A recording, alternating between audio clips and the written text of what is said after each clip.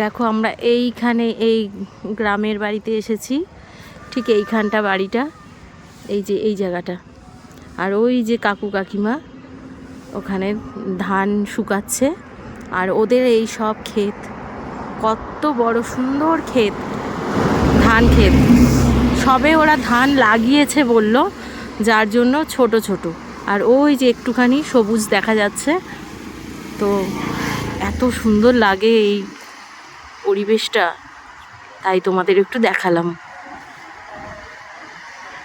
দেখো খুব সুন্দর, চারিদিকে শুধু সোনালি ধান আর ধান। আরও অনেক কিছু দেখেছি আমরা, সব কিছু ক্যামেরা করা হয়নি, কিন্তু এই ধান ক্ষেতটুকু দেখালাম। আর খুব খুব মজা করেছি, মানে আমরা রবিবার দিন এসেছি, আর আজকে বুধবার, আজকে যেহেতু সংক্রান্তি